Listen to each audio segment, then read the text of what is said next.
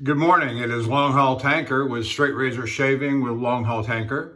And it is Tuesday morning, about 9:15 a.m. on the 30th of August, 2022. And I have about 36 hours or so of whiskers on my face. And so we're going to do a shave this morning, get that taken care of. My wife has gone to a dentist appointment this morning, and I have a follow-up eye exam from about 6 to 8 weeks ago. Got all new glasses and ended up getting 3 pair of prescription glasses, regular glasses, sunglasses, and my former glasses were the short range, the reading glasses, 18 to 24 inches out, my arm's length out if I'm holding a book, or the way I got my iPad set up when I'm in the truck and watching a movie. My regular glasses, even with the trifocals and the progressives and all that, wasn't doing it for me. And so the doctor gave me, recommended a pair of prescription reading glasses. And when I put them on, when I first put them on, everything is just pow, pow. And little Nurse Dave there, pow. And Major Rich last night was hilarious. And so, but they were giving me an eye strain headache up in here after about 2 hours. And when I'm shut down, so, I'm on an extended shutdown somewhere out on the road, and I'm up in the bunk for 2 or 3 days, and I'm watching movies and reading headlines and reading news articles and such.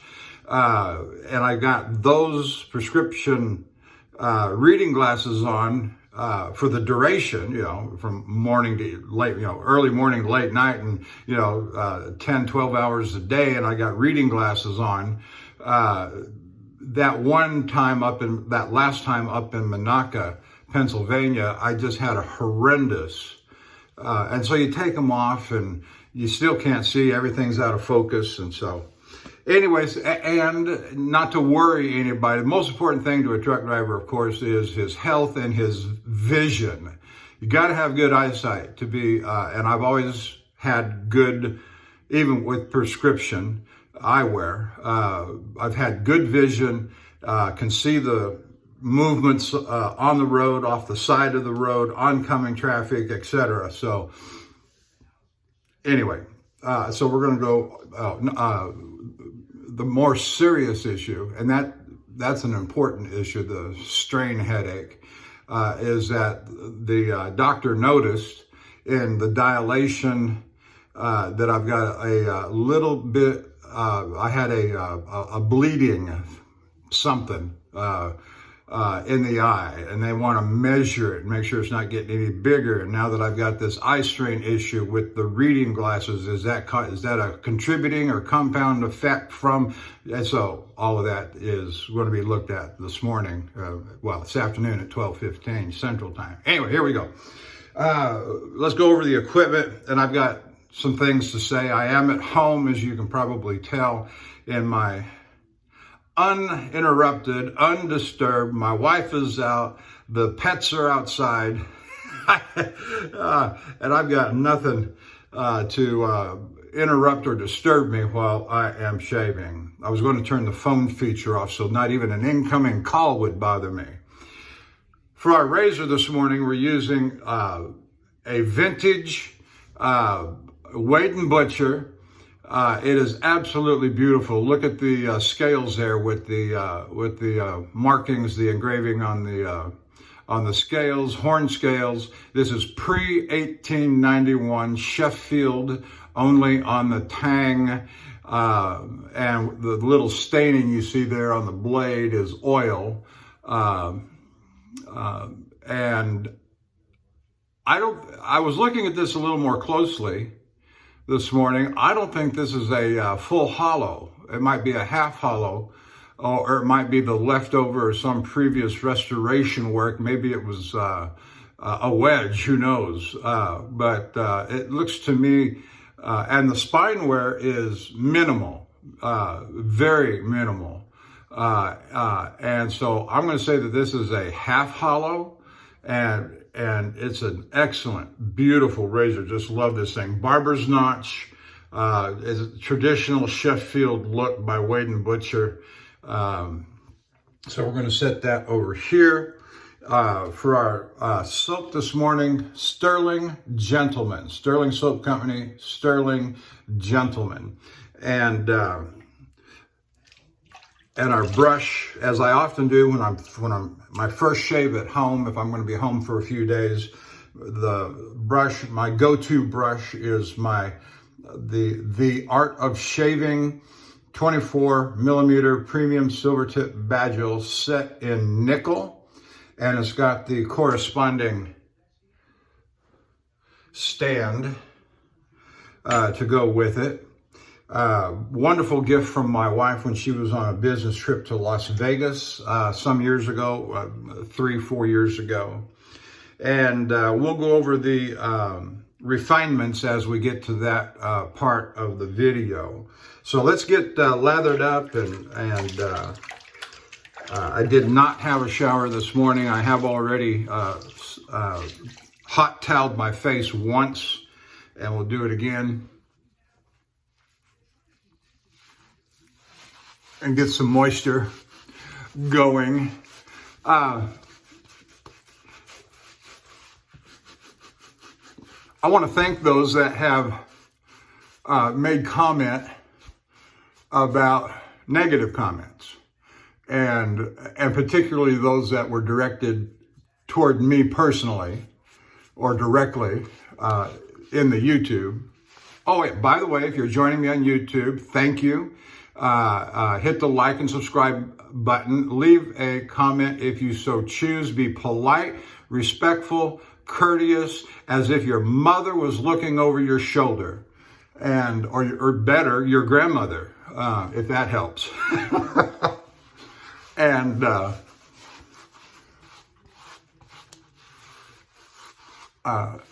we are a rude and base society, and I see it every day, not only in public. And that's one of the biggest criticisms of these forums and internet chat rooms and other mega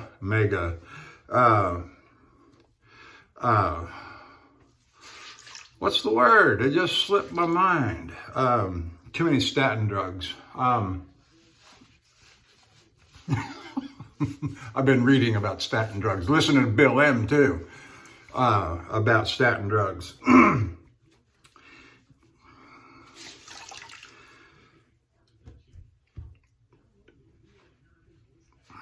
Social media, that's what I was trying to get at.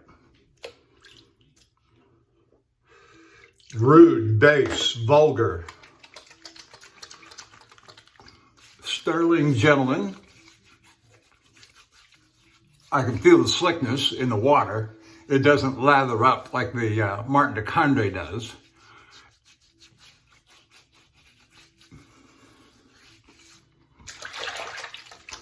And so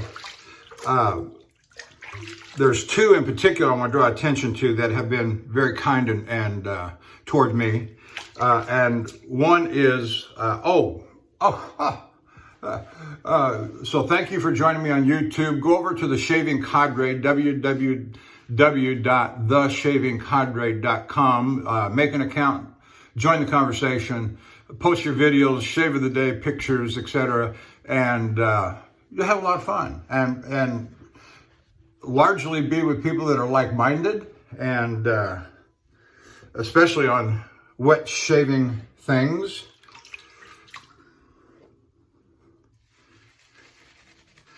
And you'll have a lot of fun. So first I want to say thank you to Handle Barber Dave for his kind remarks that came in that I saw this morning. I'm not sure what time they were posted. And there was a gentleman, I don't know how old he is, He gives the impression in his comments that he's a younger man. He's not taken up straight razor shaving. I don't know how many videos of mine he's seen. I know he's seen at least one that he's commented on, as he says.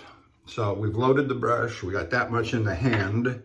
But I'm going to refer to him by his initials, CB. You know who you are, and you can see the comment on video number 133. He says, not to share too much, but I never had a father figure in my life to teach me to shave. It would be cool to see a video of you explaining your technique. I'd love to get into straight razor shaving.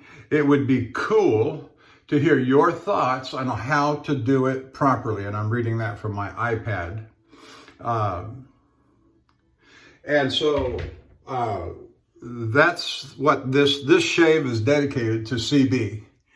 And we're going to do just as he has requested, to the best, well, I was going to say to the best of my ability. It's not like I got notes or have studied. I'm just going to tell you my experience, my approach, as you know, because I got nothing but time when I'm in the truck, and I watch the videos and I think about these things because I like to, and by no means an expert, but I have been shaving for just a little over 7 years now. Straight razor shaving, that is, exclusively. I've tossed away everything else. I never did start with the DE or, you know, I was always a cartridge guy. Gillette, got tired of paying all that money for the cartridges,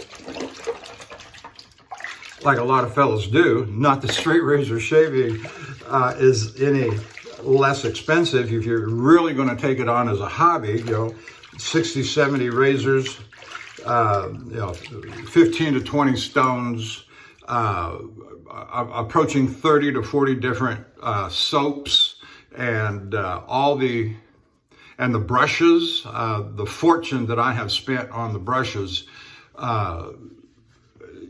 is amazing. You know, you saw me last week with the Plasson, the 30 millimeter Plasson High Mountain White set in genuine horn.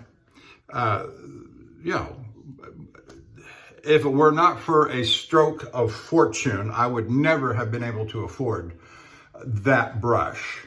But the stroke of fortune did come, and I had my eye on that. Oh, if only I had the money, I would buy that razor. And so you know, that I was first introduced to that 6 years ago. That brush, I say introduced. The first time I saw it and said, "Oh, that's a lovely brush. I would love to have something like that." And we all have those things. And so life's been good the last, especially, you know, my life's not always been good. There's a reason I'm driving the truck and not performing my former duties, pursuing my educational dreams, goals, and aspirations when I was a younger man. And there's a reason for that, but I'm not going to go into all that right now. I'm not in the pulpit. I am in the cockpit of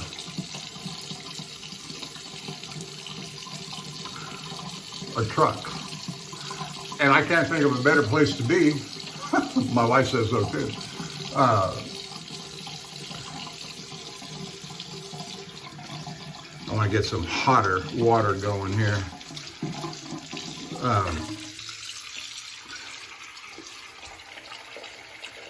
To not be able to do what I wanted to do earlier in life, I can't think of a better place to be than in driving a truck, being a truck driver. Break glass in case of emergency. Okay, we're not there yet. We're getting close.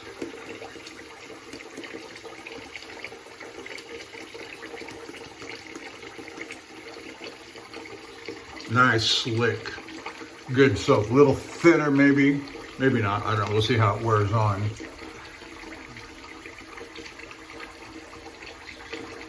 Lovely smell to this Sterling Gentleman. Yeah, Sterling Gentleman. Lovely scent.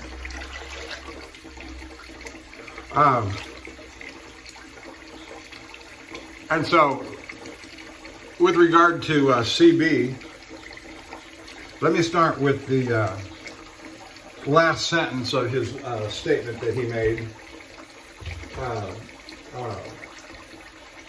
He said, I'd love to get into straight razor shaving. It would be cool to have your thoughts on how you do it properly. And I don't know if he used that word deliberately or just automatically. I always think words are important things. And yes, we don't always use the best judgment in choosing our words. And I don't mean that as a criticism toward him. I'm just speaking generally in life. And so,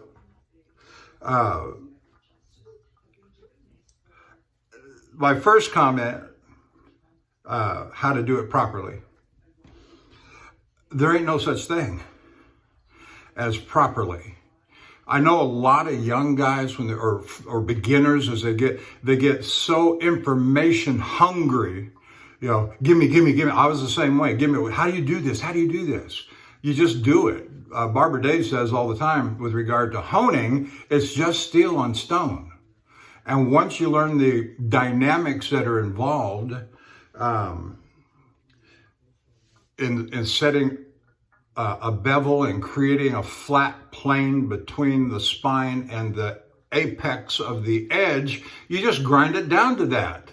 Use a 1K, 2K, use a 500, and just grind it down to a flat plane. Once that flat plane bevel has been established, everything after that is just refinement. You're taking the scratch patterns out, the heavy grind scratch patterns, the striations. You're taking those out and making it finer and finer and finer as you progress up 1,000, 2,000, 4,000, 8,000, 16,000 if you want to, 30,000, or jump from the 8,000 to the natural stones. Matt's gone to the Japanese naturals and the slurry stones, and so he's replacing the slurry with finer and finer and finer slurry to take out those. He's not establishing a bevel, he's already done that. I've already done that on the Shapton glass stones at 1,000, 2,000. And so it's just polishing after that to the highest level that you want, or a particular finishing stone that you want, like a conical or a Arkansas or whatever, or Japanese natural, whatever it is you want. All right, let's get started and we'll keep talking. All right, and Mr. G shaves. Technique now we're talking about, and that is from the UK, does a wonderful little thing, and that is come in, lay the blade flat, and come up. I don't know if you can see the tilt. Let me get my head down. Lay the blade flat, and then come up about a spine width, and start. And that's really all there is to it, you know. But those are things that certain people, and the rule of thumb has always been no more than 2 spine widths up. You come in flat, you come up about 2 spine widths, and you don't ever want to get more aggressive, they say, than 2 spine widths up. But, and so you watch the videos. And light pressure to the best, and still keeping the razor under control. And that's going to come with experience. You might be a little heavier early on. I got some baloopa-doops going on here. Just because you're unsure of yourself and you want to keep things steady and more pressure, you're going to cut yourself. And Barber Dave this morning in his comments to me, there's going to be blood. I demonstrated that this last week with the 2-3 nicks that I got there in Salt Lake City. But there were extenuating circumstances, and you've got to be mindful. Don't be angry. Don't be upset. Don't be in a hurry. This is a pleasurable thing to do. That's why I take my time, and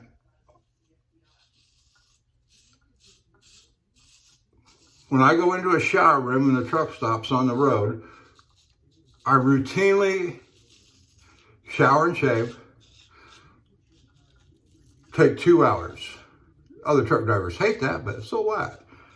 You know, and then you get an attendant that thinks it's his duty to get you in and out of there inside 30 minutes because there's a line of others that are waiting.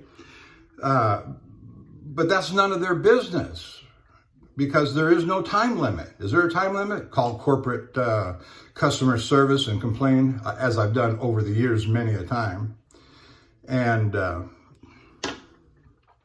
ask the question, is there a time limit? No.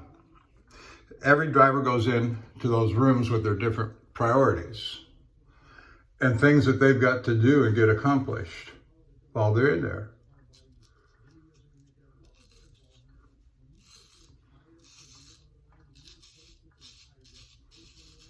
And so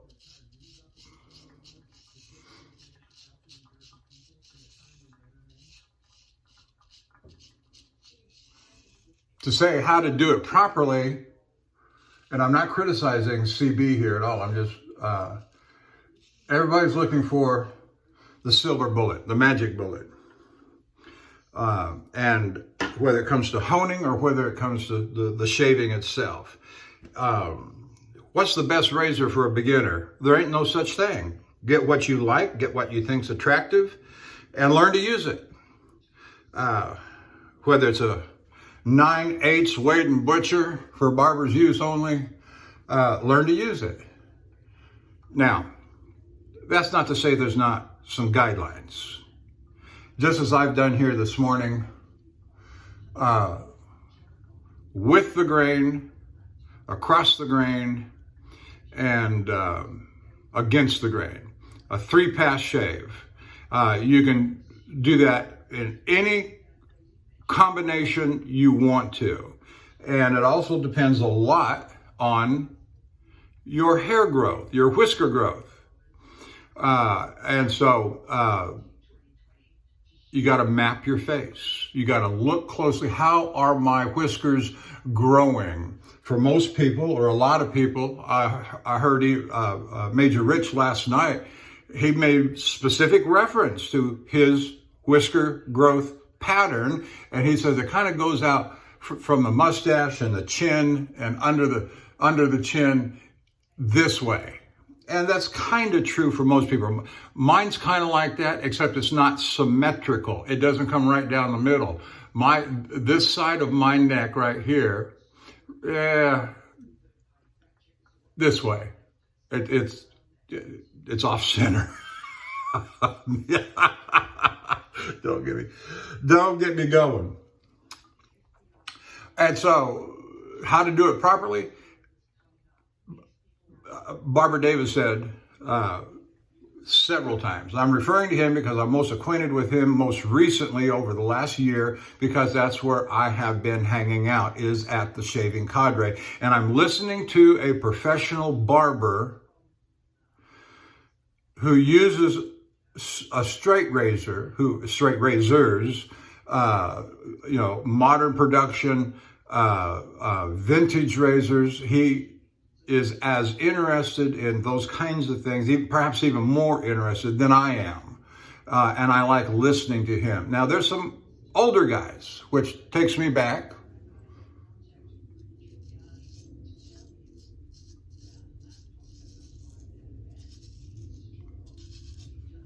To when I first got started.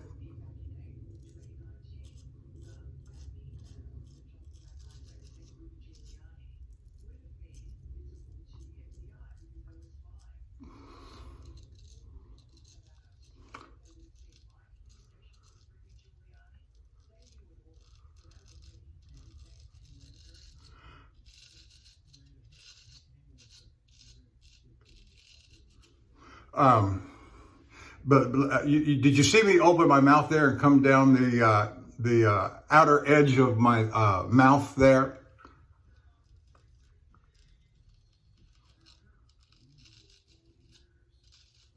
That's a rather recent addition to my process.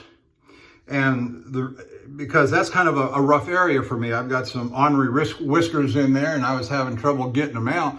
And I saw on video Jared Connerty at the Superior Shave do this kind of thing where he opens his mouth and he comes down the edge of his mouth like that.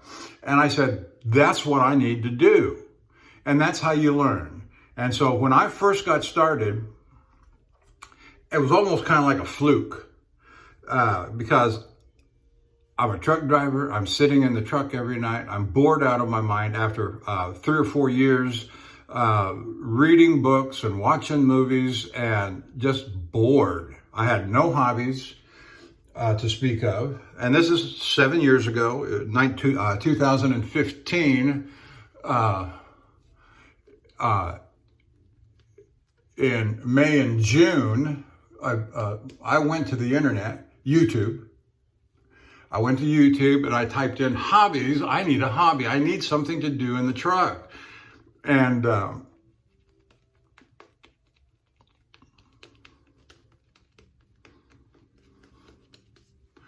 up popped this guy. Well, you know, first you get all this gardening and cooking and auto repair and all just hobbies. Anything you can think of as a hobby came up. And I just scrolled through looking for something that would immediately strike my interest. That way I didn't spend a lot of time looking at videos on cooking and gardening and such like, because I knew it didn't interest me. And up popped this guy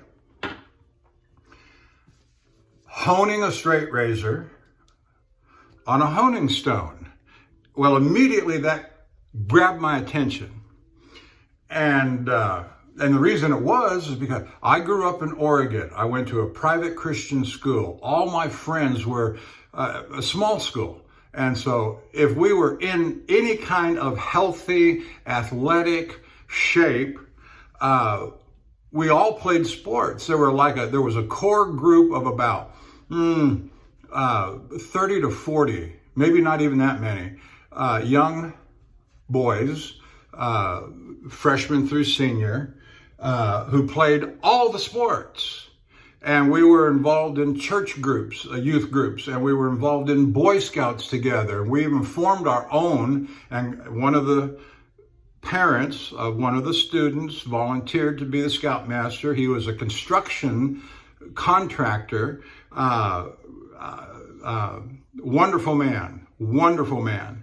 And he took the responsibility to form a Boy Scout troop. And we went hiking and camping and fishing and all the things that an active Boy Scout troop does that's interested. And I grew up in Oregon, in the mountains of Oregon. You saw me there in April.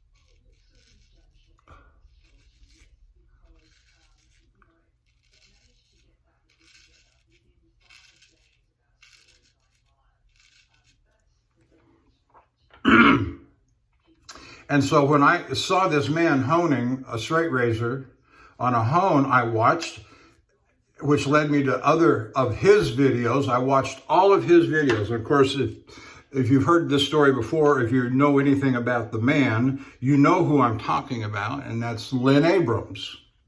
And I was enthralled. I said, this is it.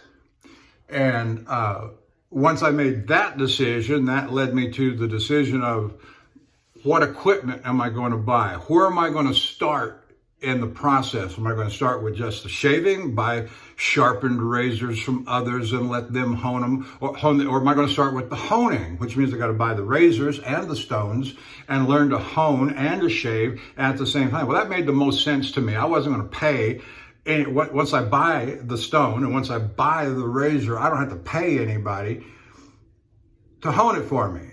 And so some of you guys who hone professionally, that's fine for restoration work and severely damaged razors, and you provide a service, because I don't want to restore razors. Even minor chips I can take care of to my satisfaction. And again, this is a very deeply personal journey. I hate using those modern day kinds of terms.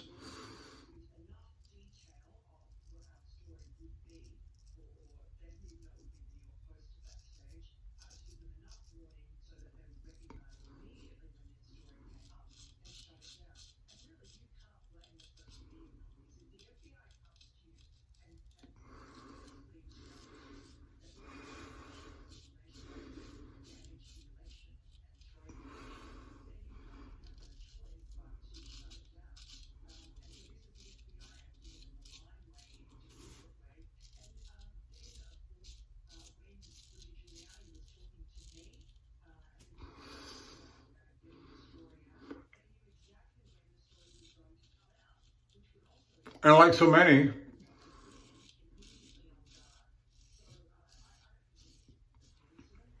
I bought the Norton 4K, 8K honing stone, water stone. You got to soak them before you use them. And I bought several, 4, I think it was at that time, gold dollar razors, which I think is the perfect place to start. A Norton, and I did a video here sometime between April and now, in the last couple of months or so, after I got back from my Oregon trip. Where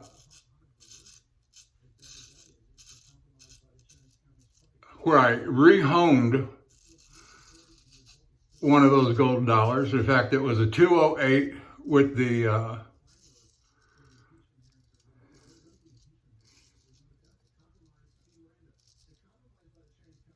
they're plastic handles, you know, but they had the carbon fiber pattern on the handle, the silver and the black. It's the 208.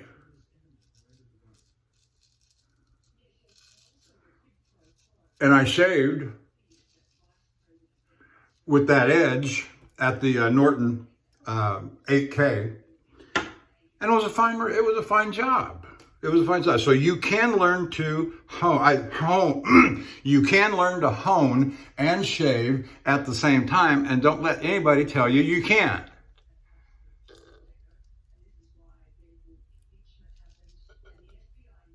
Which goes back to what I wanted to say about some of these guys that hone professionally, and some of these guys will say, well, honing looks easy until it isn't. I think that's a self-serving comment.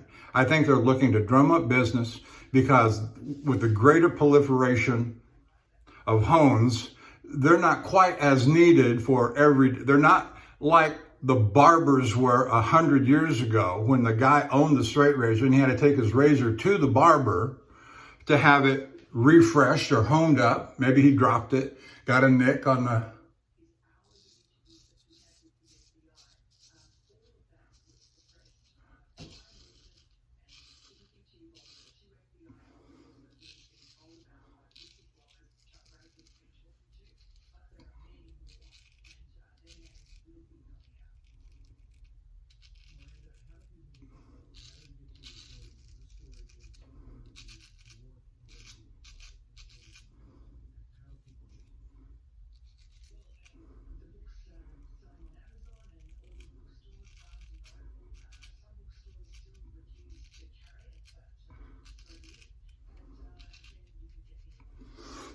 And so,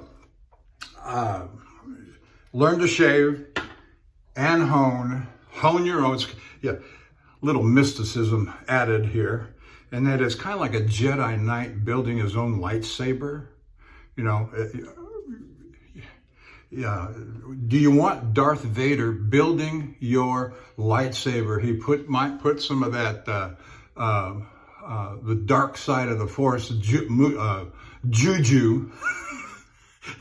in the lightsaber. Now, you can fight anybody except anybody from the dark side of the Force, and me in particular. Can you imagine Obi-Wan Kenobi getting his lightsaber from Darth Vader? No.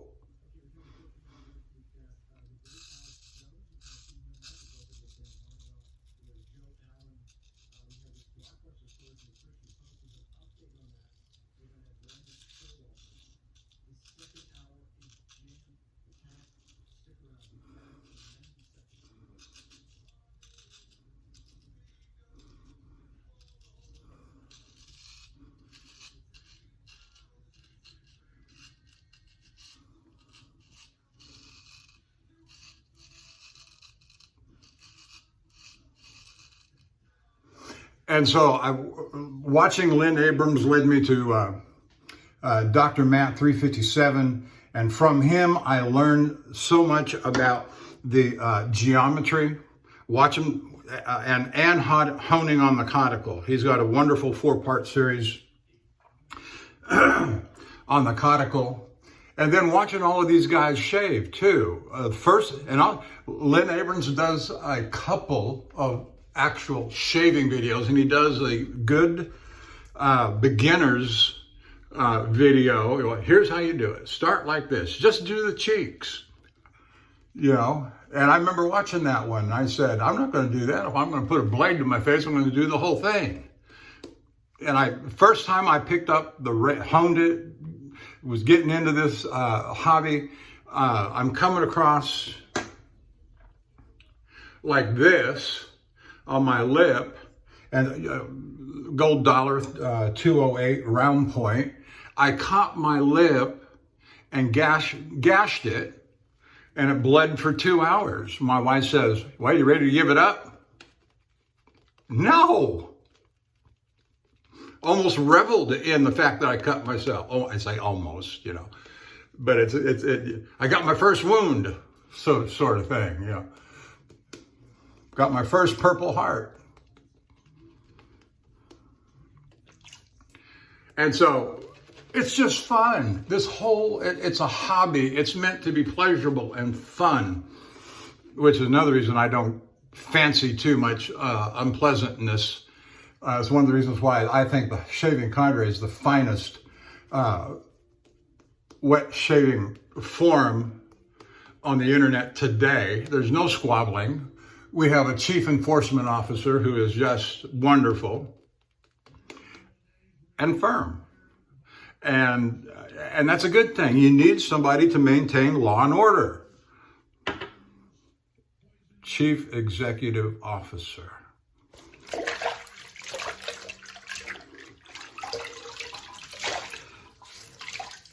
That was a smart ass remark, but that's okay.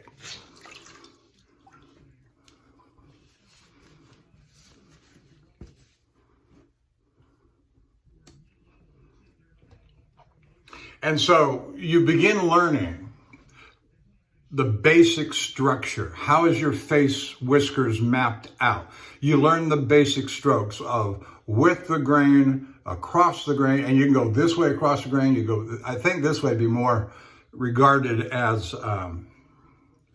like you just saw me do a minute ago when I came across like this, with the grain. But it's really kind of an across the grain sort of thing. More proper would probably be this kind of across the grain. And then you got the, against the grain. So that's where you start. You master or get comfortable with those kinds of strokes and handling.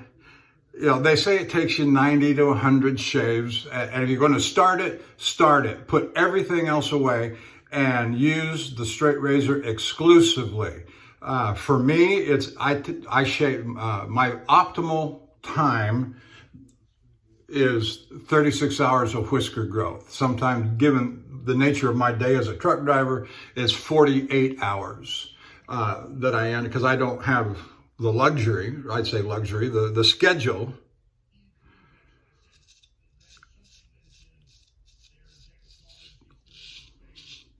that permits 36 hours every time. 36 hours ago, and today's Tuesday, that would have been Sunday night.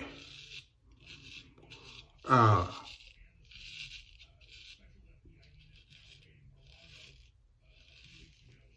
about 3:30 in the afternoon, I pulled into the Love's Truck Stop at Alma, Texas, south of Dallas. And since we were not going to have a Zoom call that night on the shaving cadre, I wanted to shave anyway. So I was either going to stop early somewhere, Ardmore, Oklahoma, Denton, Texas, give myself a couple hours, because it'd been 48 hours prior to that since I'd had my previous shave. That would have, where would that have been? Wamsutter, Wyoming. And so it was time for me to have a shower and shave anyway, because it'd been 48 hours since I'd had my last. And so I had my shower and shave because we canceled the Zoom call, or I didn't have to stop, at 1 o'clock, 2 o'clock in the afternoon.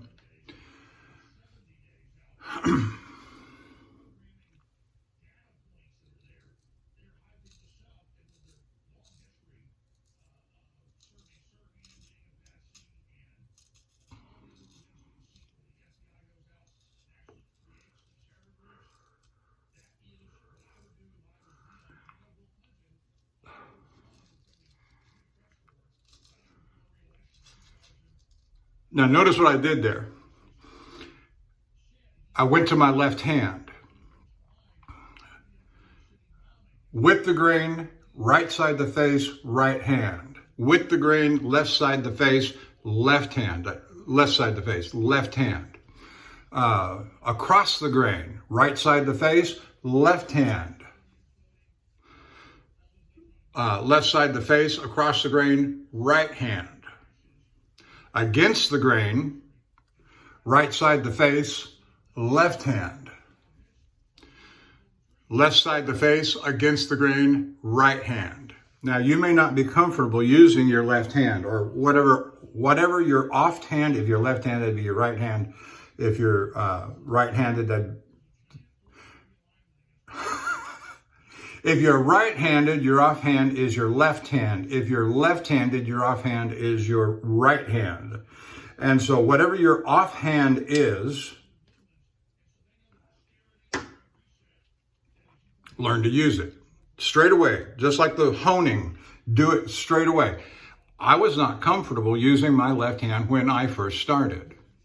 But I forced myself. I said, I'm going to do this, and I'm going to learn it no matter what. And so here we are, 7+ years later.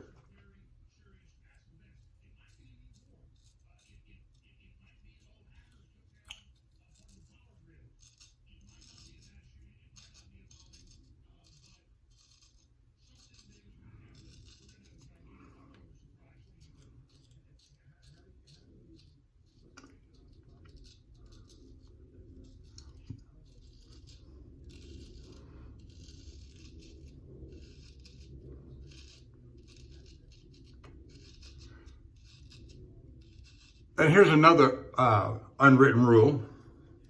I say unwritten.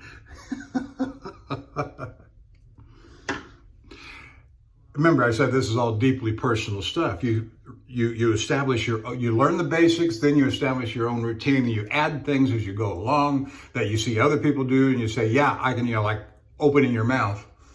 And here's the unwritten rule. It's okay to cheat. You're not being graded. You're not in a competition. If you were, that might be a different story. Like this that I'm doing right now, it's out of sequence.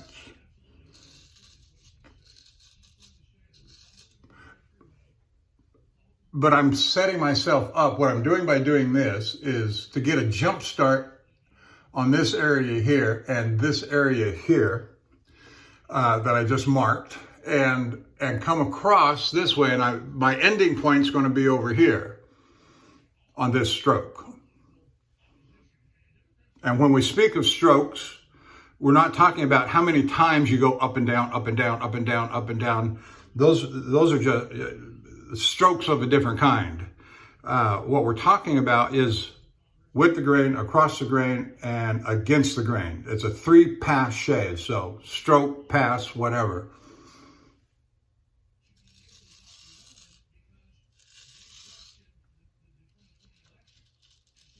Now this spot right here and this spot over here, but this one in particular right now is a difficult spot, and I'm using my left hand on a difficult spot. All I'm doing is lightly with my left hand, keeping the razor as much under control as I can. I'm just letting the razor lightly pass over that and take out what it can. I'm not applying minimal pressure right in there.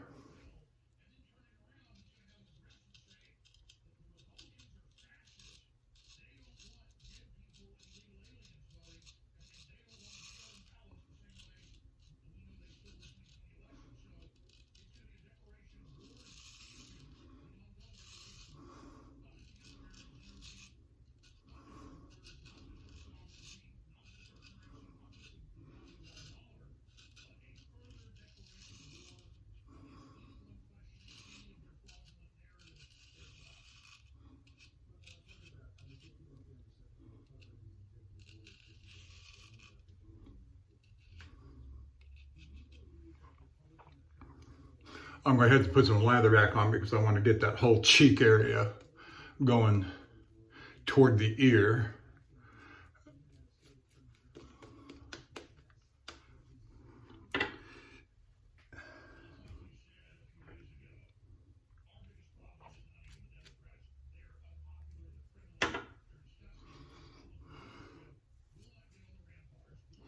And it's okay to re-lather. Please, by all means, re-lather. Keep the face moisturized, hydrated, etc.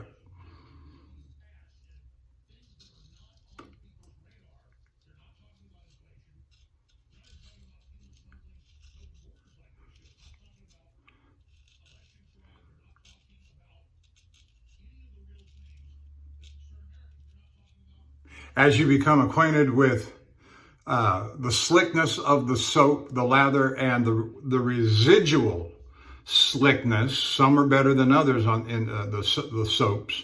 So you can run your razor across a bare face at that time because you got some residual slickness from the soap still on the skin that helps your razor to glide.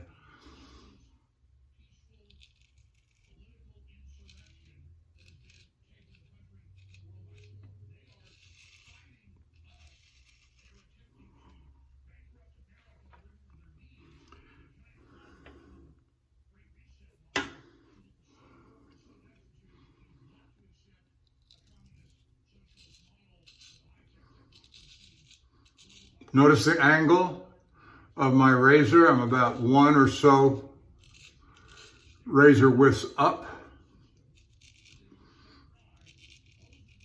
Flatter. I got a little concave going on in my cheek right there that, you know, that's always what your face does when you, oh, and the stretching. You must stretch. And you'll see that as I go along.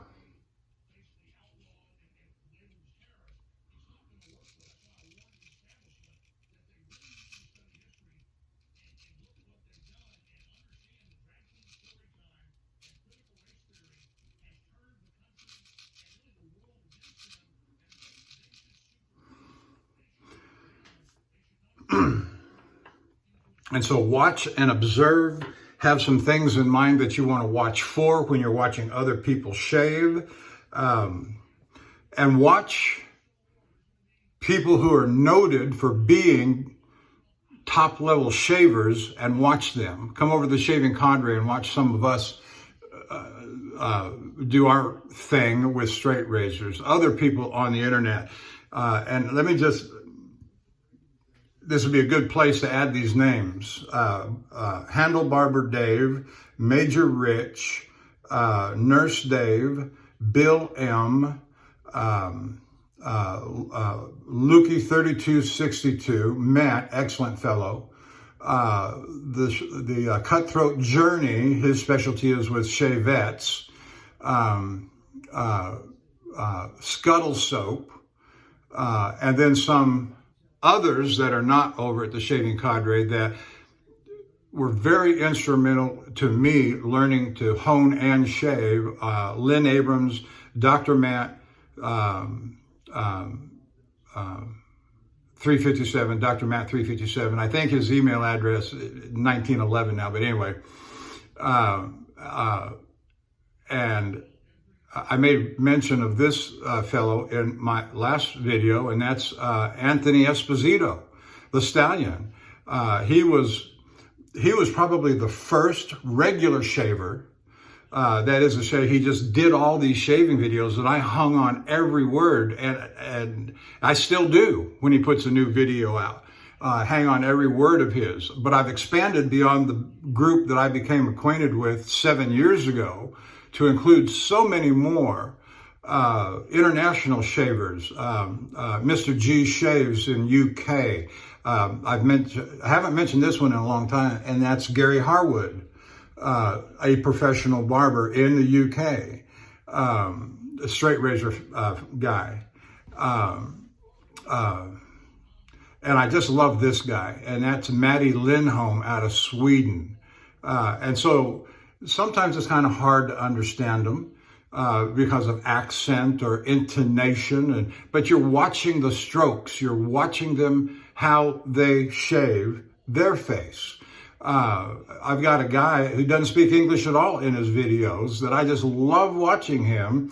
I post his Tinos, Tinos, with an N in front of it, Ntinos. I don't know how to say that, but I do see people call him Mr. Dino in the comment sections of his channel at YouTube. And he doesn't have a lot of videos up, and I stumbled across him and watched him, and I just loved him the way he handles a razor.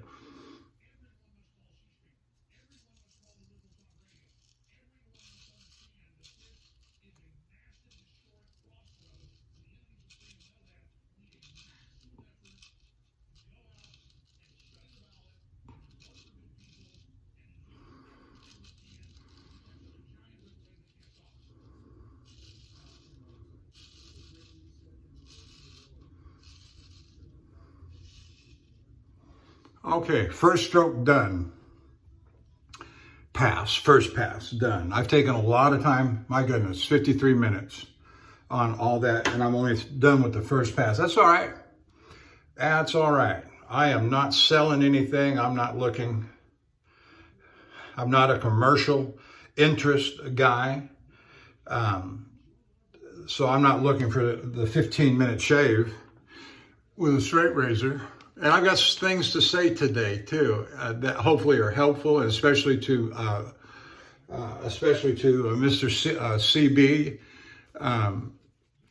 in response to his inquiry. And I hope he watches this. He requested it. I'm doing it.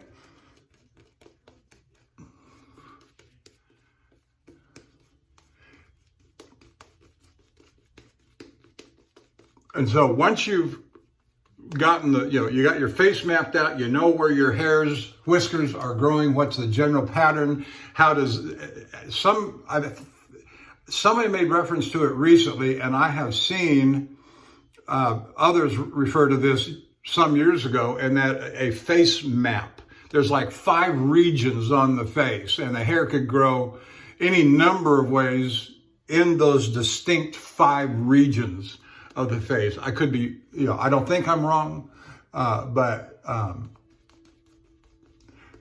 and I'm sure that something like that might be something that is of particular interest to professional razors, barbers. But for the hobbyists, yes, you want to learn your hobby, you want to learn your craft that you're you know, but you also of a more not more, but a practical, you know, I only got so much time to give to all this. If you're in a hurry, don't. If you wear a white shirt to work and you're in a hurry to get done with your shave in the morning, don't. If you're angry or upset about anything, don't. Lock yourself in your bathroom, give yourself plenty of time to do, you know, shower, shave, whatever else in there you want to do. Put on some soft music in the back or something of your pleasure. It is total luxury time. And so if you shave every other day, for me, it's 2 hours. I plan on 2 hours of doing a shower and shave, whether it's at home,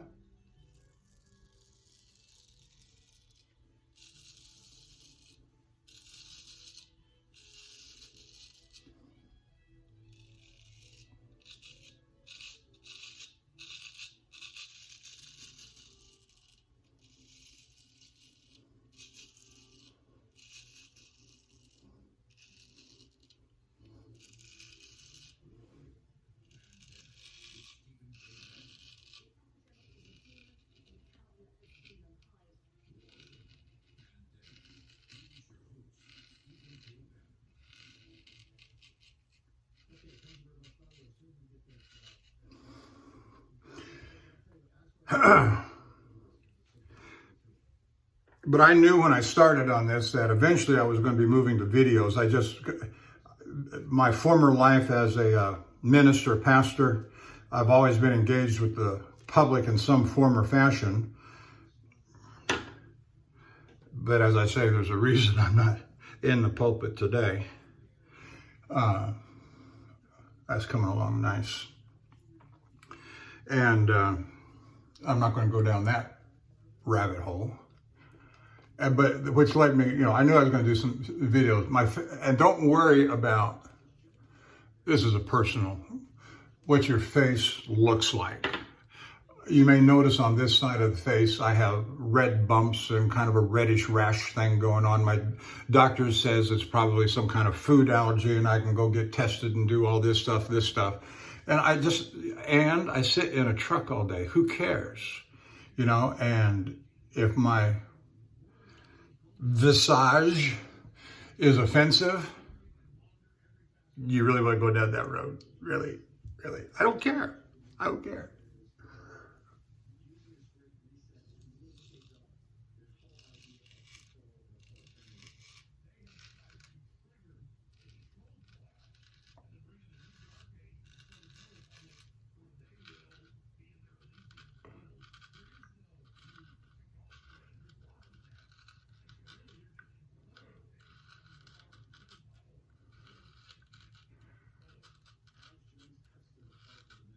I don't know if you can hear the whiskers cutting there, what they call the singing part of the razor.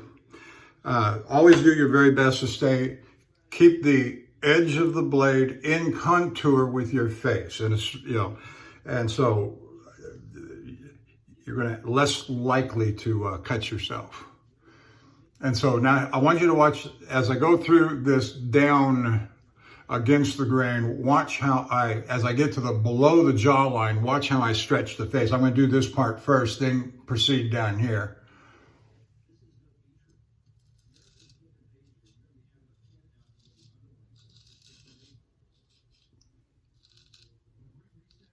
And I'm using the razor to lift my ear. And this is the stretching part.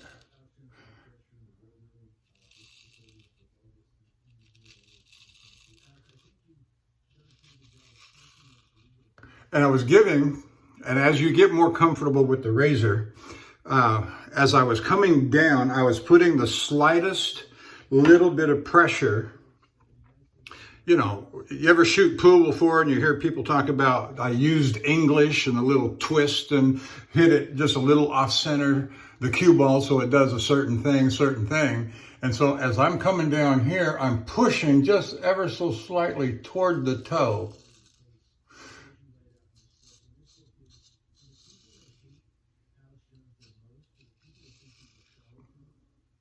I'm stretching across here because my whiskers come this way, and I stretch out this way and shave that way.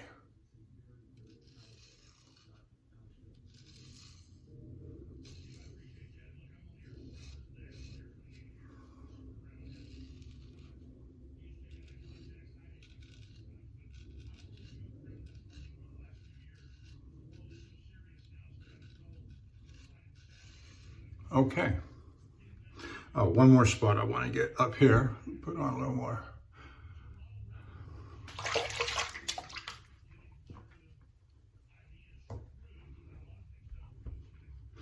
Now, something I do when I have a soap on my blade, I will often just put it right back on the brush to recycle and not waste lather. And I just work it back in, and I've done that almost from the beginning. It didn't make any sense to me. Why waste lather? And it's never presented a problem for me, or, you know, even when I nick myself, got a little blood anymore, I take it out because I just don't, I've got enough soap to last me 2 or 3 lifetimes, and I'm still buying more. So I'm being a little wasteful, that's all right. I mean, that's all right.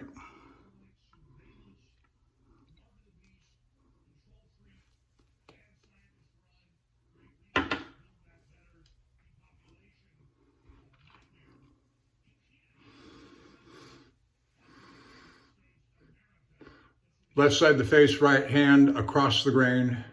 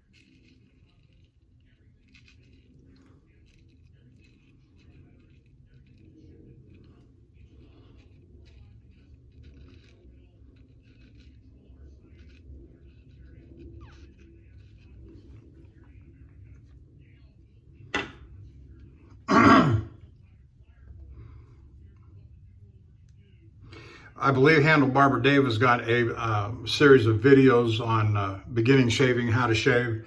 Watch all that kind of, there's not a lot of guys that do this series kinds of stuff on how to shave, not that I can recall. I know Lynn Abrams is probably the only one that I can recall specifically that has getting started and how to, the beginning shave. Stay with the guys that have reputation though too.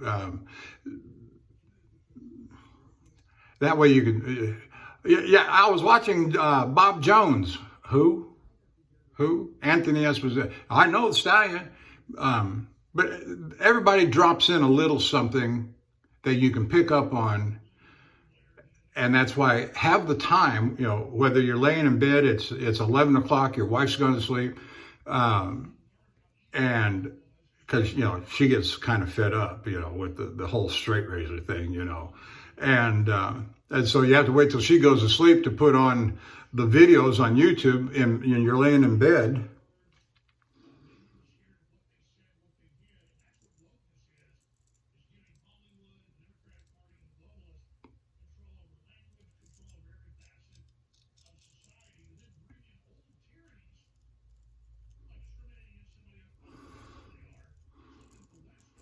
My razor is almost laying completely flat.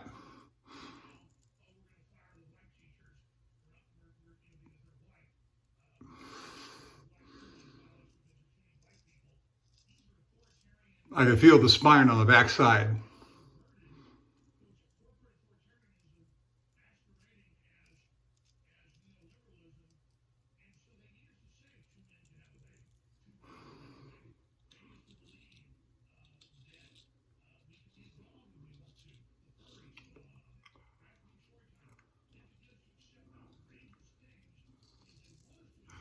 So I'm taking my time this morning. I'm addressing beginning issues. I don't really want to cut myself on a how-to video. Got a little nick reaper, and you're going to get blood. There's always going to be a little something. That's not a nick. That's more like a weeper. Weepers, nicks, cuts, and gashes. Okay.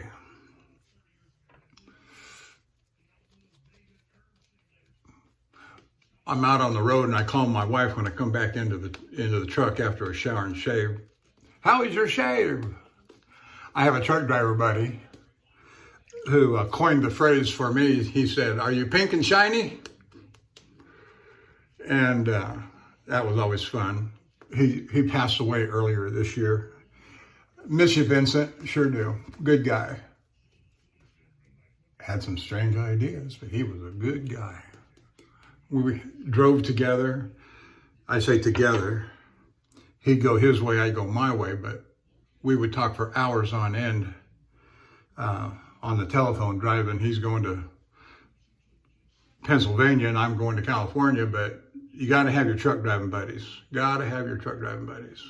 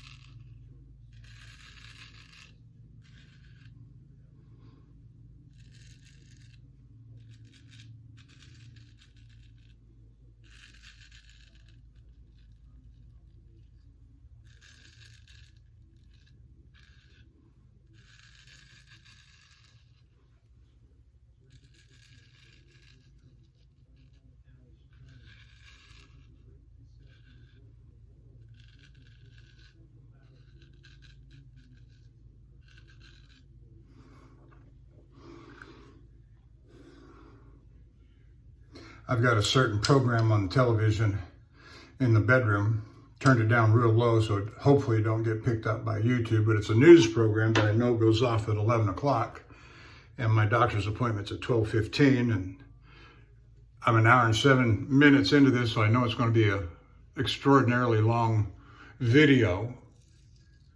That's all right.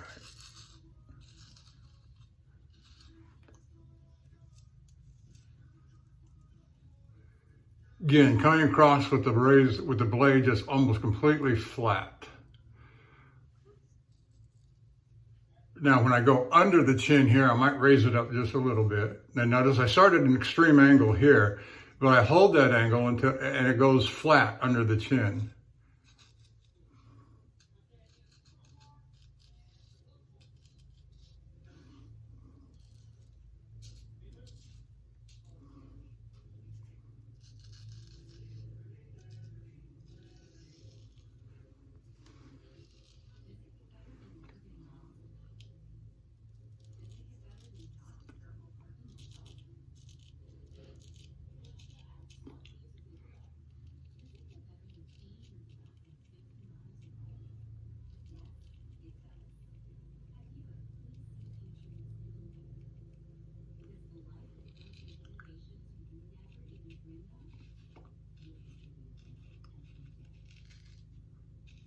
Okay, and face is just feeling wonderful.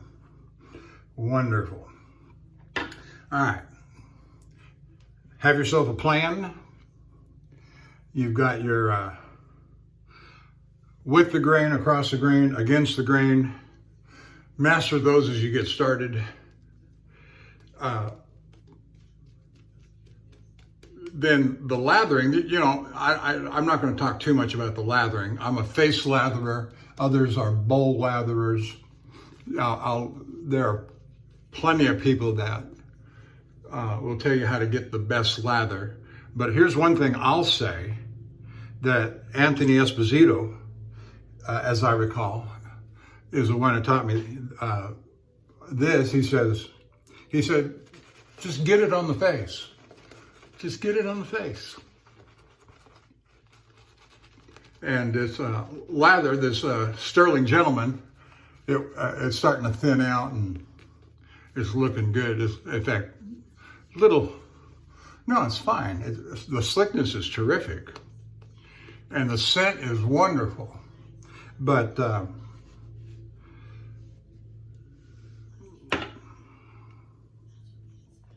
I chose the Wade & Butcher Barber's Notch this morning, largely because of the traditional look. It's about a 6/8 razor, which is kind of where a lot of the beginners begin at, and that's okay. But like I said earlier, it really doesn't matter. I could have just as easily picked an 8/8 out of my collection to use, but I wanted to be and the Barber's Notch is a traditional looking 6/8 razor. Yes, it's got a sharp, spiky point on the end, and it can gouge you if you're not careful with it.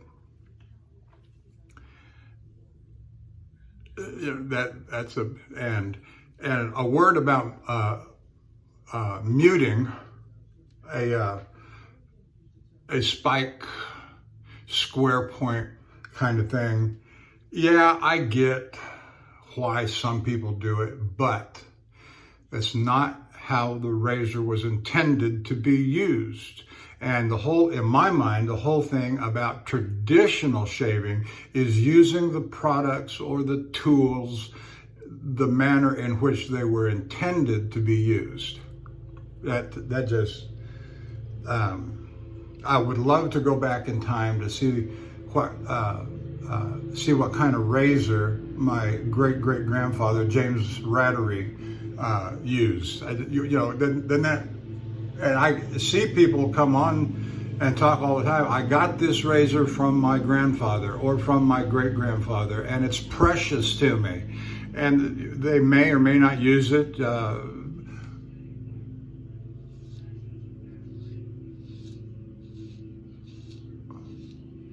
Go gentle. I just go gentle. I go across the neck here.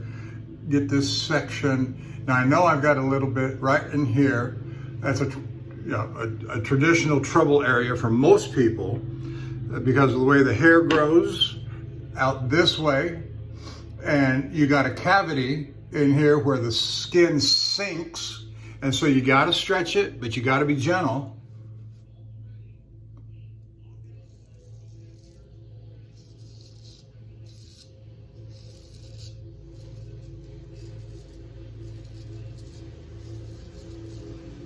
I got the razor flat.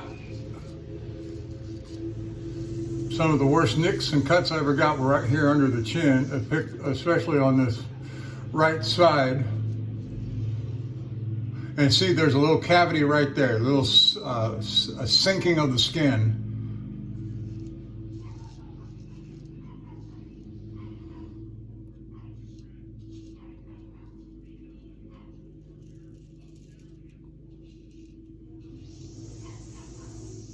And so, again, you got this right side of my face, I got all kinds of skin issues and goobers, and there's one here and some right here.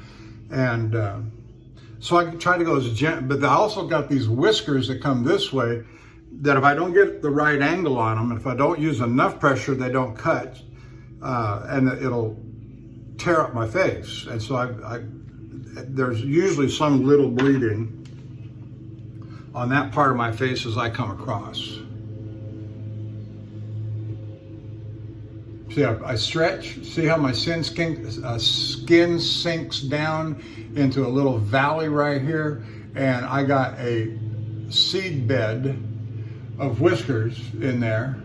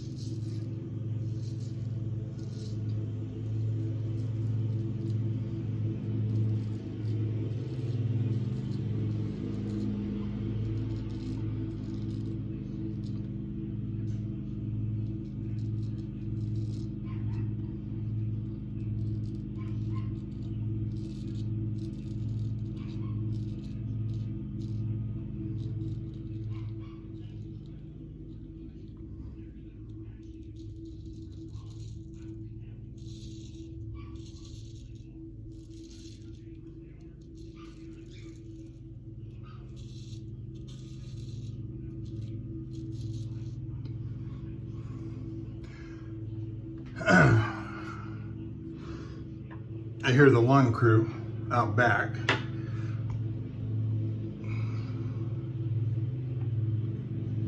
We got family coming in for Labor Day weekend, and we got a pet room, one of the bedrooms, that we call it the pet room or the cat room. Loved watching Safety Cat last night, Major Rich. And I got my wife last night about 11 o'clock last night. She'd gone to sleep and woke up. I was watching shaving videos, and she says, "Who's that?" And so I got her to watch Handle Barber Dave and Major Rich shaves last night.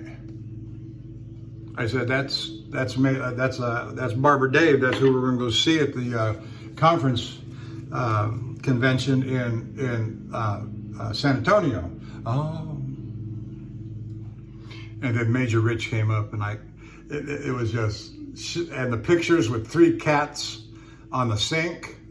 My wife just said, "Oh no, oh no, oh hell no."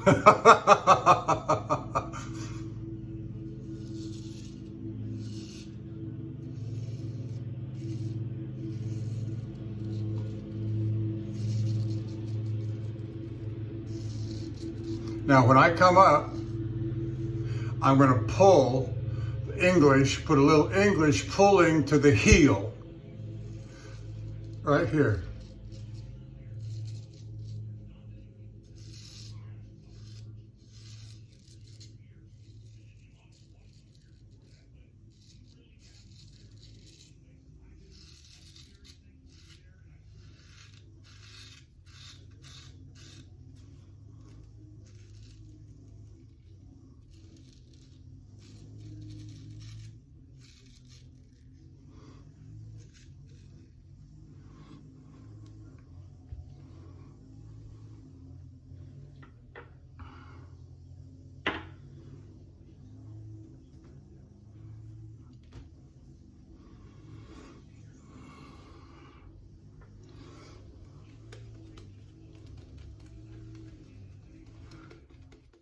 Now, when I do that little exercise I just did right there under the chin and this part of the neck right here, I'm getting a jump on my right hand against the grain.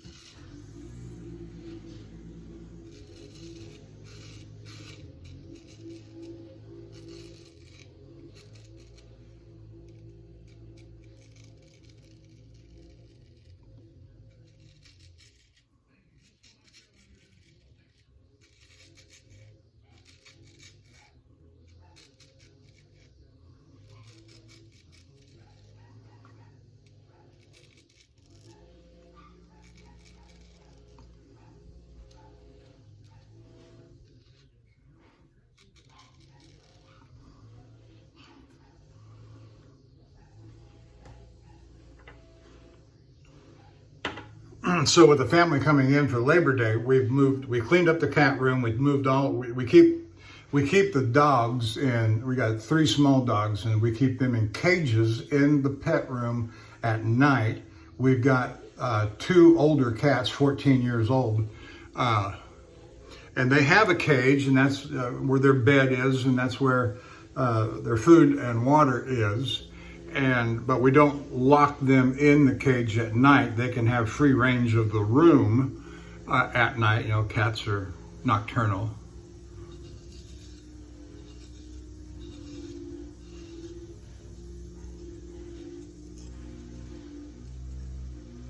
Mostly cats are just lazy. They sleep anytime they want to.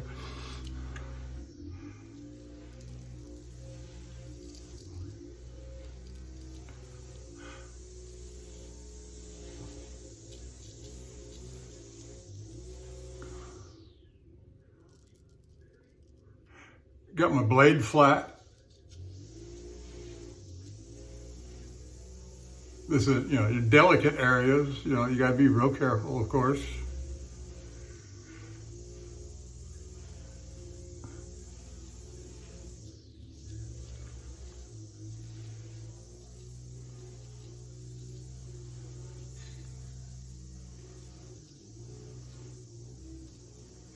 And right in here, the whiskers grow to the to my right, come down and to the right, and so I got to get an angle.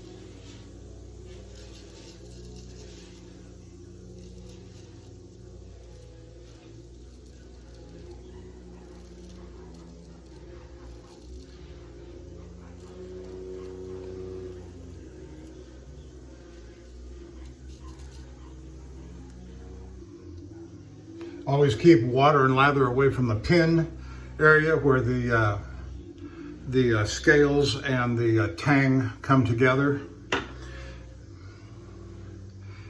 I got a little bit that came up there, but not close enough to be worrisome, and just wipe it off.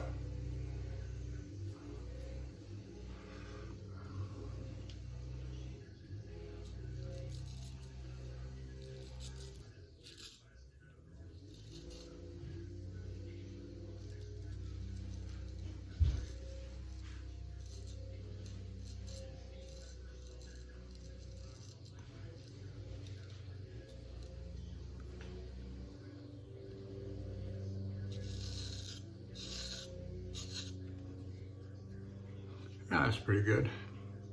All right. And we're going an extraordinarily long time this morning.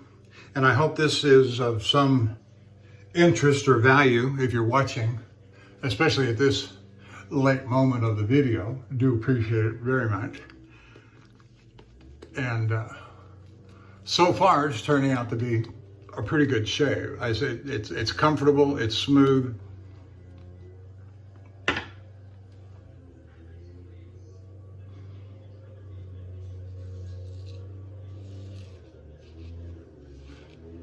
And equally important, no blood.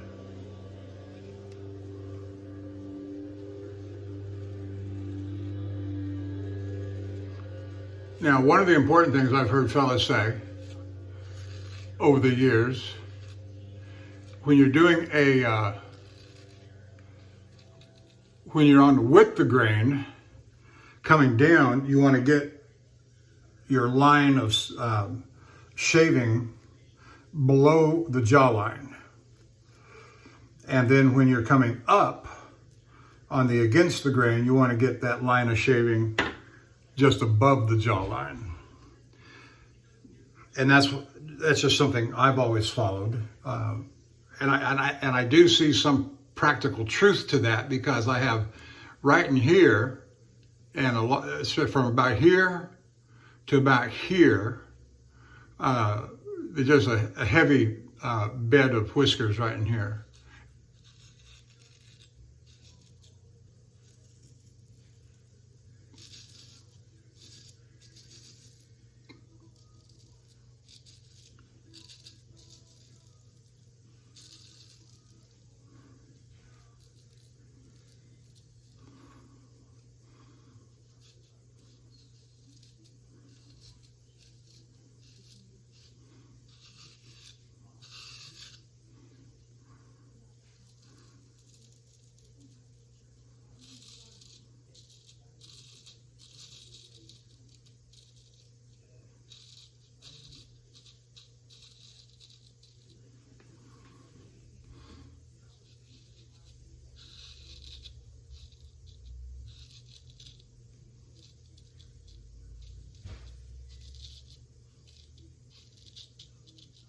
Sounds like my wife is home from her appointment, dental appointment. I know it's pushing 11 o'clock. 10:48, my iPad says. And we're at 1:25, and I haven't even done the head shave yet. All right.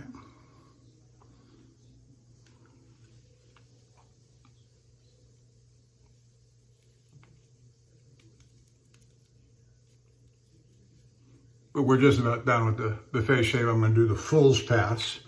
And you may or may not want to start this as you begin your early straight razor shaving. I did, but I'm kind of foolish that way.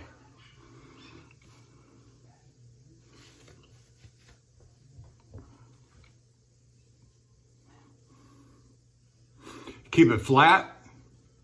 Don't go side to side. Just keep it flat. Feel the spine if you can.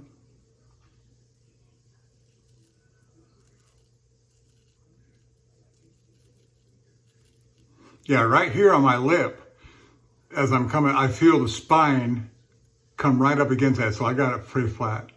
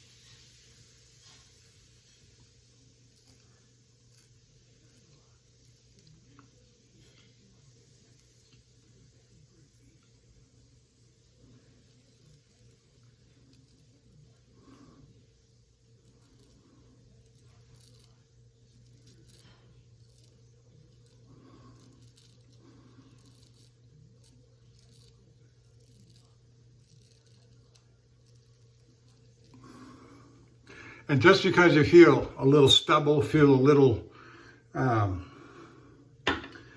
roughness, doesn't mean that that's going to be there when your face dries and your pores dry up and shrink down.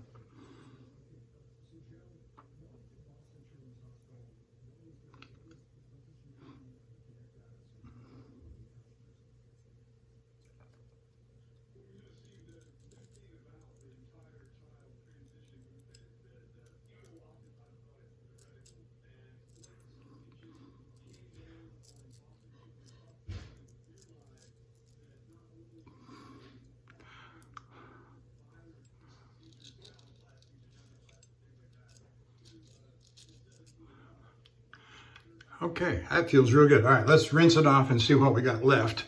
And for our final touch-ups, then we'll move on to the head shave.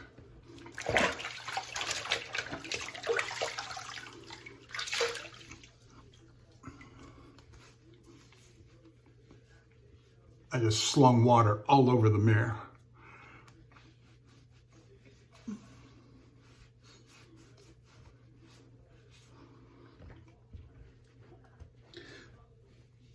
Little bit of residual slickness, that's good, we want that. I'm feeling some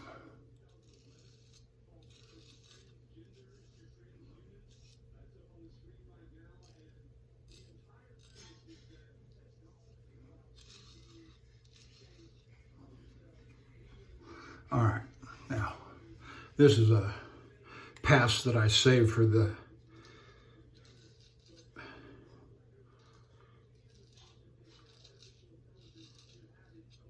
and what I'm trying to get here is just a little bit on the neck right below the jawline and the jawline.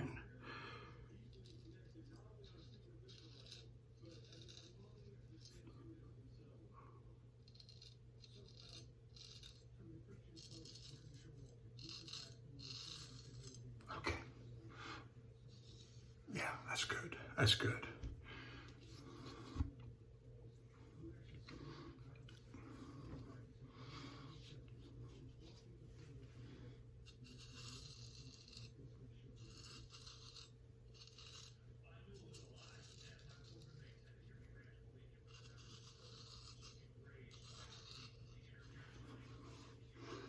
Oh, that's terrific. Okay.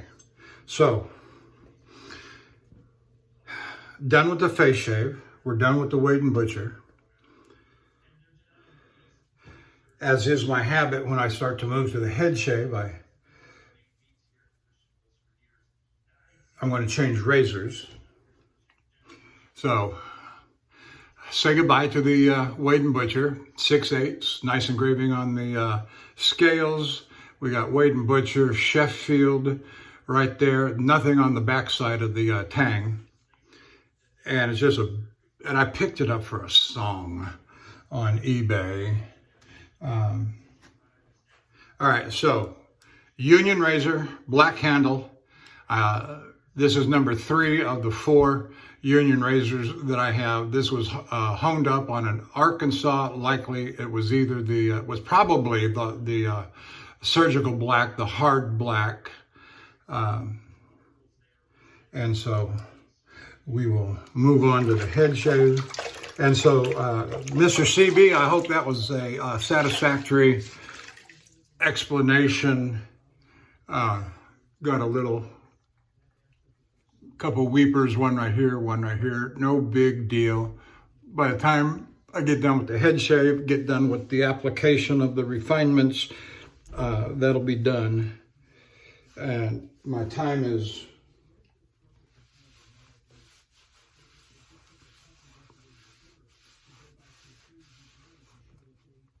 I'm going to pause here for a minute. I just got a call from my doctor that I have my 12:15 appointment with. And so let's see what she wanted. And I'll be back in just a moment. So we're coming back for the head shave. I was interrupted there.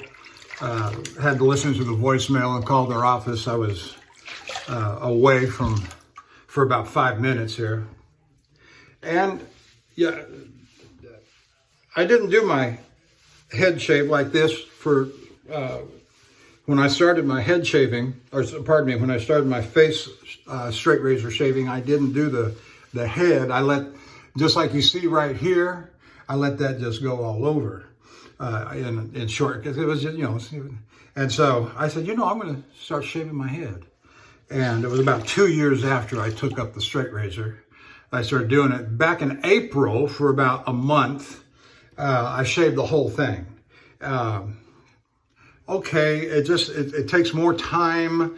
I have sufficient hair in this area across my back that a full head shave is not altogether warranted by conditions, maybe out of desire or interest, but it just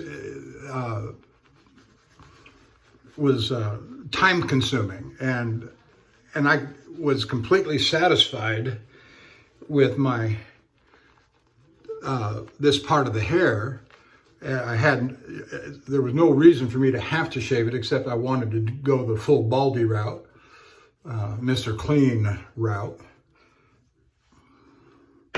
Now, what I do is somewhere up in here, and as my hair gets longer, and I buzzed it 36 hours ago, and so it's still a little on the short side.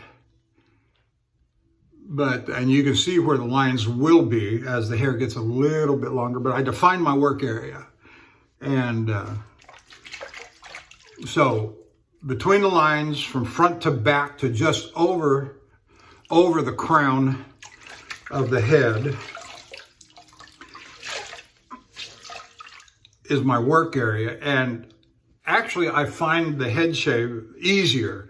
Lay the blade flat, keep it flat until it just goes over the crown, and then just come this way, come that way, and then define the edges with some upstrokes, and I'm done. And then I do the back of my neck. Okay, here we go.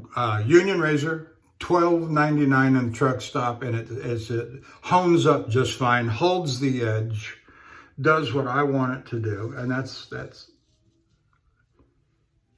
all that matters.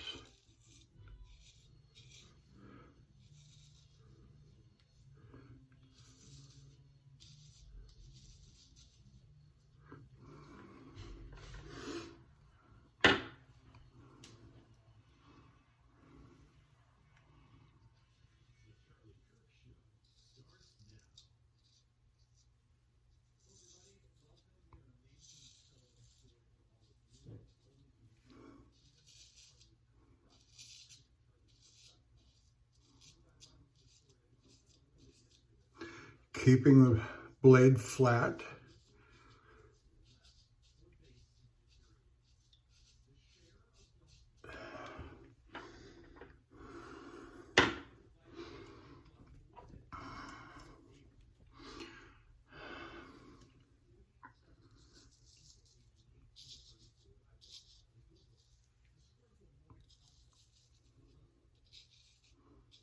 I still have plenty of time. It's 11 o'clock.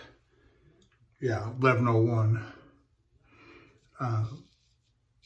My doctor's office is, 1-2 miles away from the house. Come up out of the residential neighborhood to a major feeder. If you're familiar with the Texas Grand Parkway, Texas Highway 99, in Spring on the north side of Houston. That's where I live, and my doctor is in one of those shopping. It's a Texas State Optical, if you're familiar with that. And I told my doctor that I've been going to, my medical doctor, my GP, that I've been going to for over 20 years, that my eye doctor found some bleeding, dilate the eye, found some bleeding in my right eye. And he said, yeah, and I've always known the difference. So it was no surprise to me that he said what he said, but I've always known the difference between an optometrist and an ophthalmologist. And so she finds, they called me to confirm the appointment a few days ago, or when I called to make the appointment, to follow it, because she told me last time, 6-8 weeks ago, you need to come back and see me in 3 months. And so this is a good time, Labor Day weekend week, and so this is a good time to go see her. I'm about a week or maybe even 2 weeks early from 3 months, so like I say, 6 to 8 weeks out. And that's good enough. She can measure that and determine whether or not I need any sort of treatment or follow-up. But my doctor, my GP said, make sure you go to an ophthalmologist. Of course, I understand why a MD would say, go see an MD.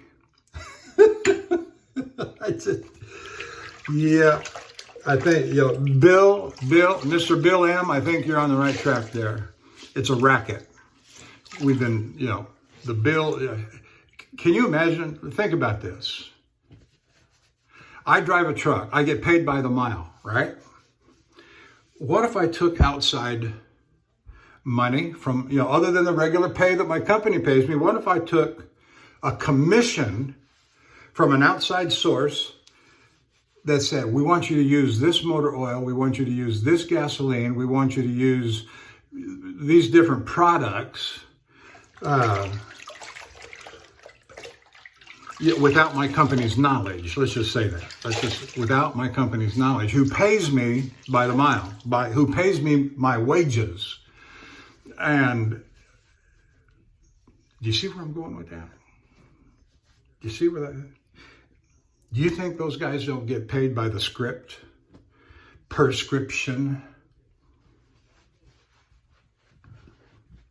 or diagnosis? That they are paid to make certain kinds of diagnoses when these symptoms exist?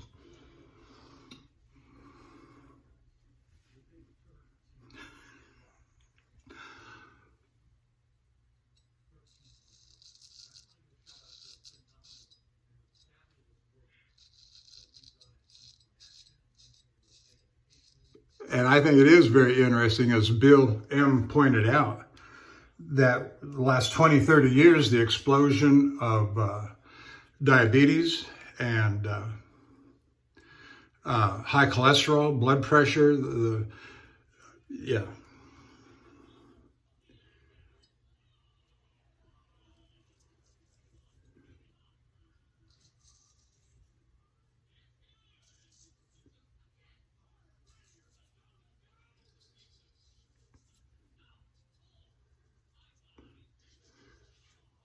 Just keeping the blade flat, nice and smooth up in this area, coming off the line. Now you can see the line now. You see the line right there? Very smooth coming up. If I feel any sort of, what do they call it? Cat's tongue? Yeah, any kind of a rough spot up there, I'm hitting that because I want that smooth right there.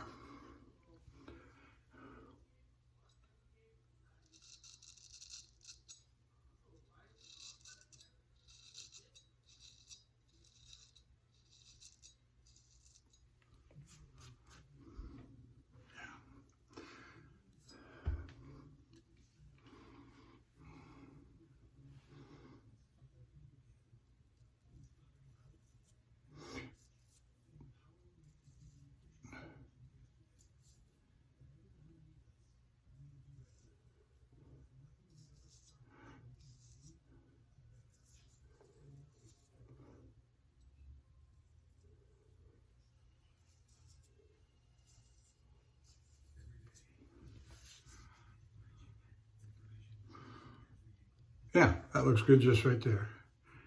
Smooth coming up off that line. Good. Now the last thing I do on the head is I just do a general sweep. There's a spot right in here and here, whether it's skin, exfoliation, it's always a little bit rough, and I come this way on it.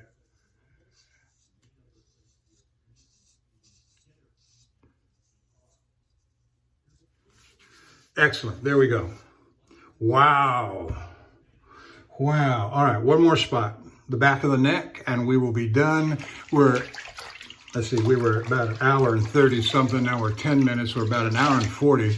But I've done a lot of talking today, and I've had a lot of trying to lay down some my principles. But the main thing I want to really stress, in fact, I might do a shave sometime that I go completely out of order on the passes. You know, start with an against the grain, then with the grain, ending with across the grain.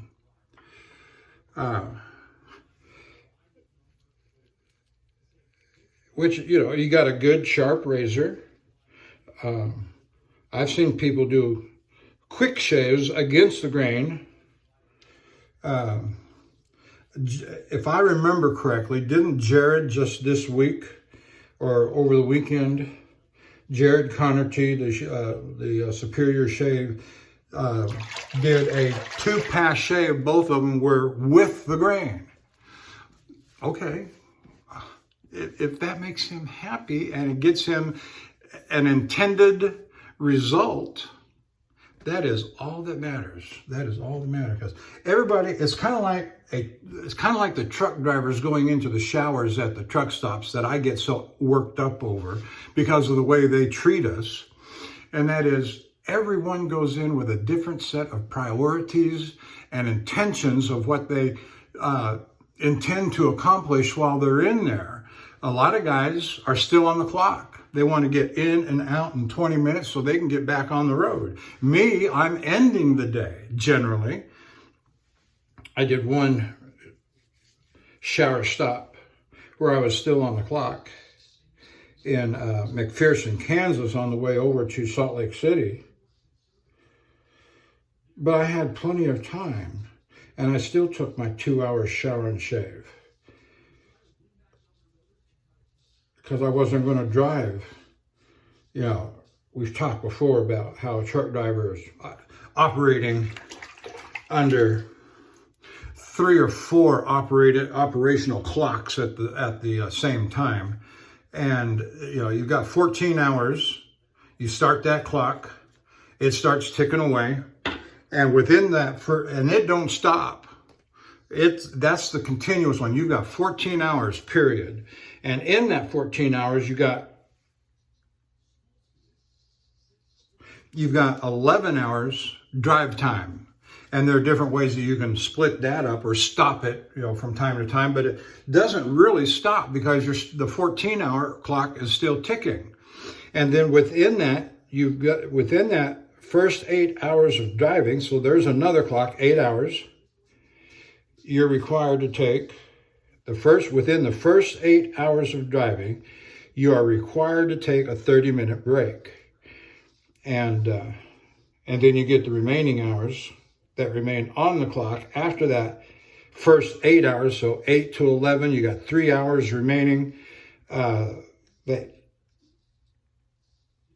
come back on the clock after your 30-minute break within the first 8 hours. Now, what I normally do is I drive for 3 hours. That brings my drive clock down to 5 hours. And so I've got 3 hours left. So at somewhere at around 3:40 with 4:45 or 4:50 hours remaining under the first 5 hours, I'll take my 30-minute break. And then when I come back off that break, I'll get my remaining 3 hours, and I don't have to take another 30-minute break for the rest of the day before my 11 hours are expired. And so there's several different clocks that are running all at the same time, or at the end of your drive day, when you've driven for 9.5 hours and you're done, you must take a 10-hour break. That's another clock that's running. You must take a 10-hour sleeper berth or off-duty sleeper berth break before then your hours refresh for the next day. You get 14 hours again, 11 hours driving, etc. And so we're trained on that. And there's certain penalties we're going over. And some companies treat them more harshly than others. Within a quarter, I may go over my drive hours, my 11 hours, once or twice. And I asked my safety manager one time, I said, because I had gotten one of these,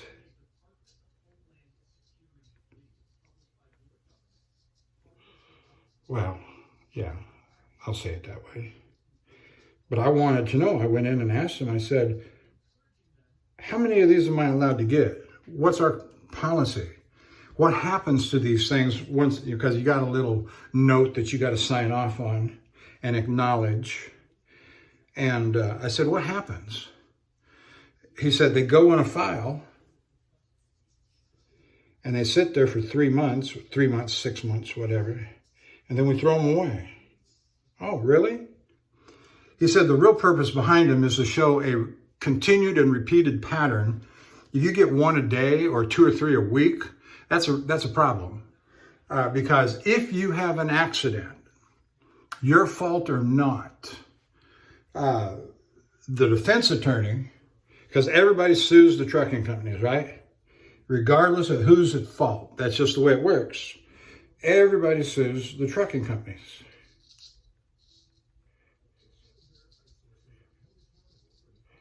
And so if the defense attorney can show that there is a continued and repeated pattern of violation, even if you didn't cause the accident, you'll get blamed. The company will be held liable because they retained you in their employment and you are actually a dangerous driver.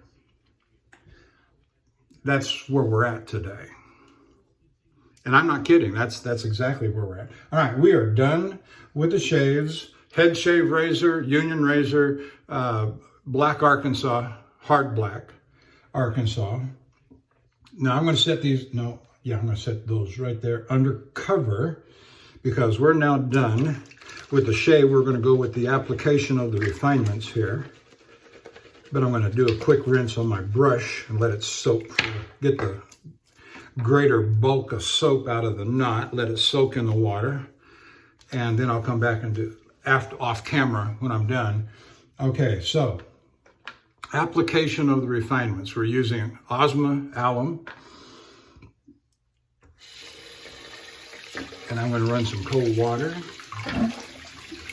Let that water run out.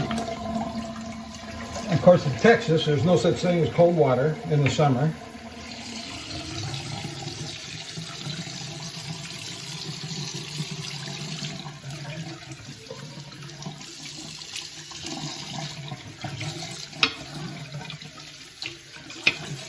All right. Put the hot water on. Let the soap brush and get the soap melted out. All right.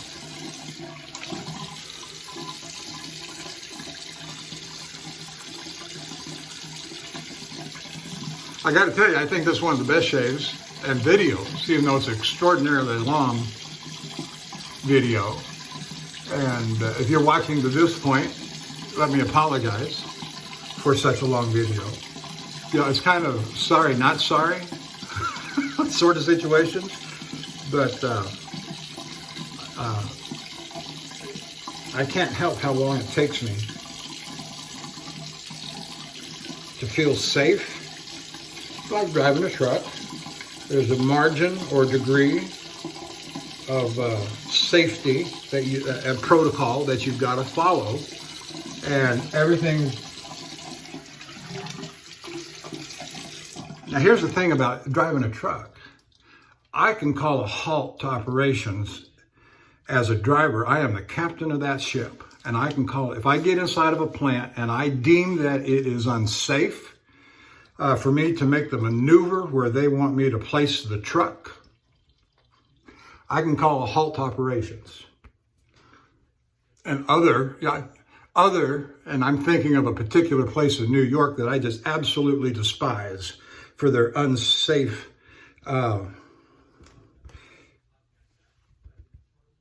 conditions for backing a truck and where they want the truck backed, the hole that they want, the unloading area that they want the truck backed into. And I've been up there 3 times over the course of the last 5 years that I can think of. And the first couple of times were dangerous, but I was, you know, put the truck here, I got to do what I'm told. And come to find out on that last occasion, my safety manager said, if you felt it was unsafe, why did you do this? It had a little incident, but I'm not going to go into all that. I'm still there, wasn't fired. But, you know, truck driving is not perfect. You're going to bump something sometime. Just don't do it very often. And the general rule of thumb is minor things, you know, you get a 2-year grace period. You do one, you better not have another one for another 2 years. All right, where am I at? All right, so we're going to go Thayer's Lavender. And so if you don't think it's safe, or if you even question that it might not be safe, call a halt to operations and rethink your strategy, or come up with a different plan of how you're going to do what it is that you want to do. In some cases, you can, in truck driving, you can drop the trailer. Everybody's going to be pissed, though, you understand. Well, you can't do it. And they always play on your pride. Well, you're not that good of a truck driver. No, I'm a safe truck driver.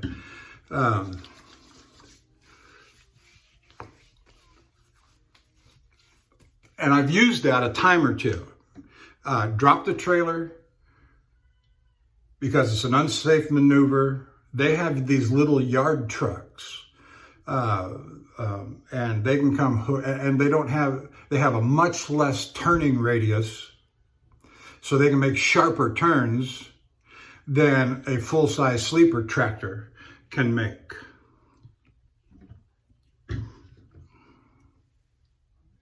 Lucky Tiger, we're going to throw that on, and I got a reason, and here's the reason, because I want to. I think it smells great. You got a nice fresh citrus scent. It's a skin tonic. It's not an aftershave so much. There's no alcohol, I don't think. I'm not going to read the ingredients, but it doesn't burn.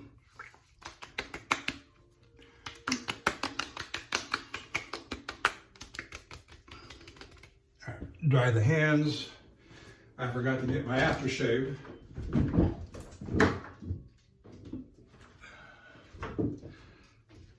I'm going to go with Pinard Sweet Rum.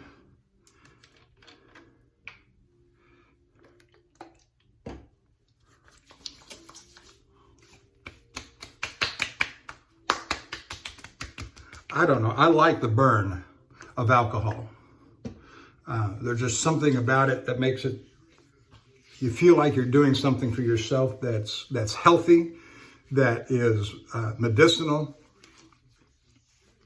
And, oh, that's just a wonderful, wonderful shave. And now for the Pic de Resistance. Oops, I blew that one, didn't I?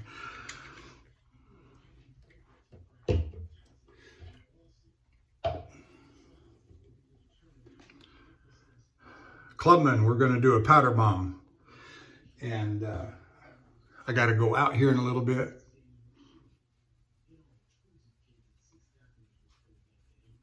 I loaded up the brush heavily, as you can see from my shirt. Now, let me do it this way. Got powder all over the front of my shirt. That's all right, I'm not worried. I don't really want to turn it up vertical.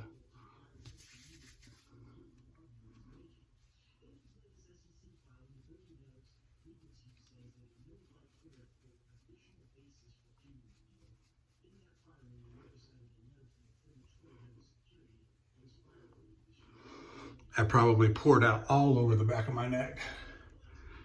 All right. I'm gonna rub it in.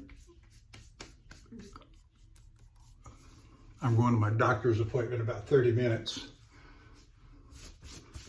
And all of this, I want,